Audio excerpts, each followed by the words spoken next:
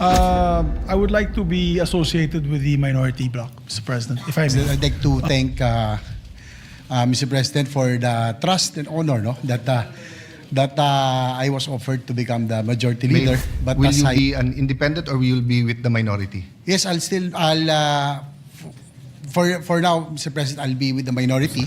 Letter from the House of Representatives transmitting to the Senate 27 copies of Committee Report number 261 on House Resolution number 989 titled Resolution Setting Forth the Articles of Impeachment against Vice President Sara Z. Duterte, together with the annexes thereto, and 27 USB devices containing file copies of the above. Rules. Referred to the Committee on Rules.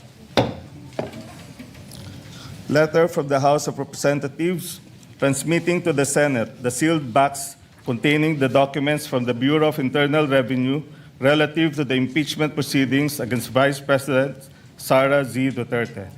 Referred to the Committee on Rules.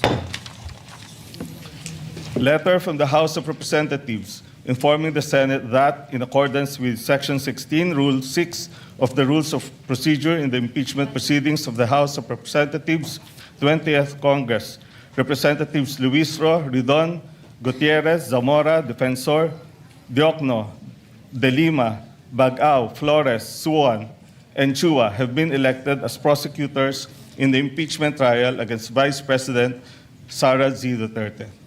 Referred to the Committee on Rules.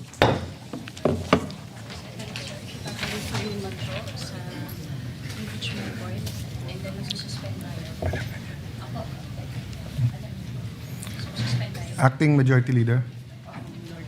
Mr. President. Yeah. Mr. The President, Minority Leader is recognized.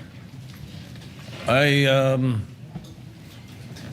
heard, and we saw the notice, the message from the House of Representatives, and you have referred the articles of impeachment to the Committee on Rules. May we know if we have already constituted the Committee on Rules?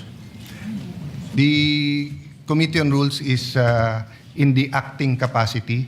So in accordance with Section 19, the same members and Senator Villanueva. Actually, for your information, Minority Leader, we were in caucus and wanted to meet also the minority to start reading the committee chairmanships, but we thought it prudent to convene the court first, and then when we remove our, after we convene the court and suspend, we can go back into session to start reading the committees. So I take it that right now the chairman of the Committee on Rules is in an acting capacity. Yes, Senator Villanueva. And the membership at this point would only be the ex-officio members. And the members before all positions were declared holdover vacant. from the previous... yes. In accordance with Section 19. Will you refresh me with Section 19, Your Honor, Mr. President? Because... Yes. Yes. And to be fair, Senator Pangilinan has a interpretation question. That's why we referred this to the Committee on Rules. Okay. The chairman and the members of the permanent committee shall commence in the exercise of their duties upon election. They shall cease when their successors shall have been elected or designated. So since we have not yet elected or designated their successors, except for the majority leader, our interpretation that it continues. But Senator Pangilinan did bring up the seeming conflict that if it's all seats vacant, then it's vacant.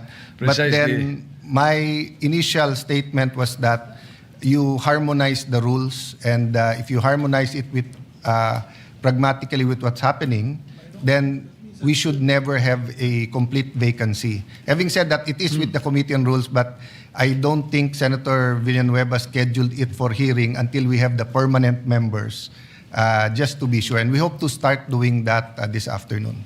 We will accept that for now, Mr. President. Thank you, Minority Leader. We make a note of the manifestation. Thank you. And I will note and recognize not only your observations today, but the observation of Senator Pangilinan. And if we need to clarify later on, it'll be a good opportunity for us to look at the rules, given the 1392 present setup unless we are overtaken by events. Yes. Okay. Majority Leader?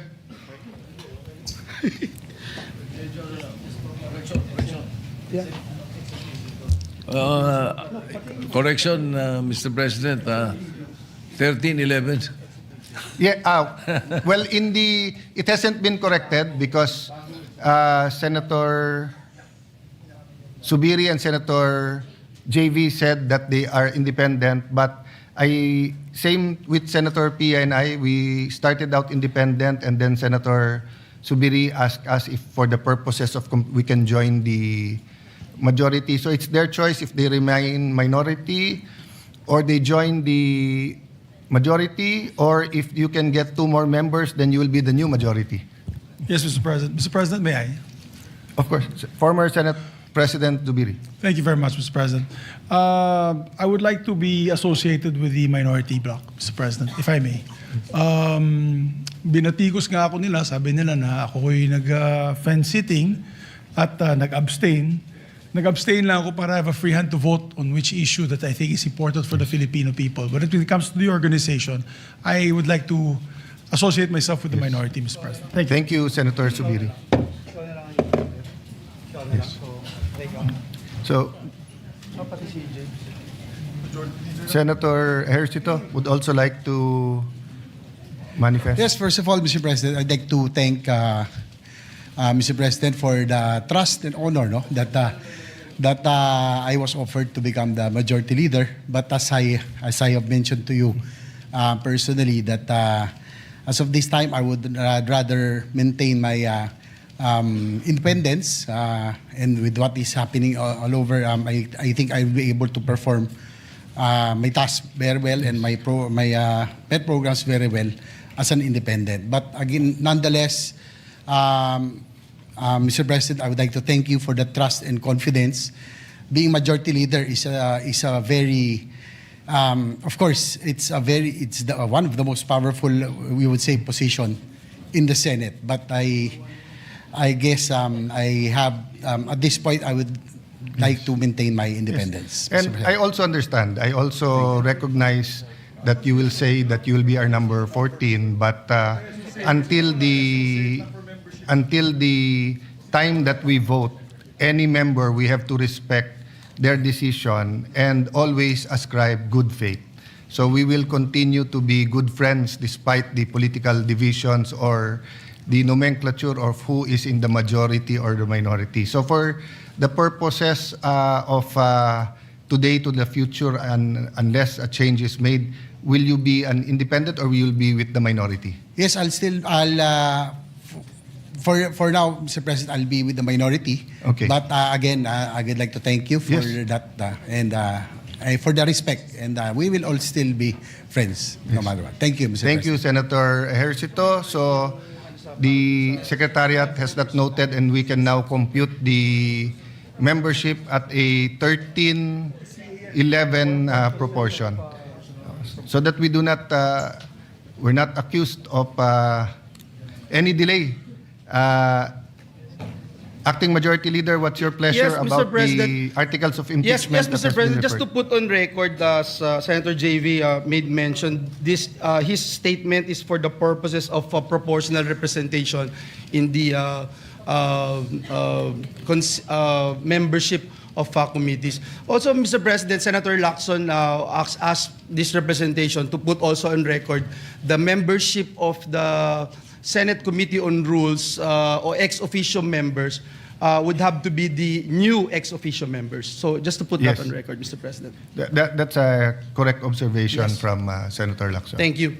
Mr. President, with the permission of the body, the articles of impeachment have been referred to the Committee on Rules. May I respectfully move to refer the articles of impeachment to the impeachment court. I so move, Mr. President. Is there any objection? There's no objection. It is so referred. Mr. President, may I move that we suspend the session to convene the impeachment court. So move, Mr. President. If there's no objection, we will suspend and convene the impeachment court.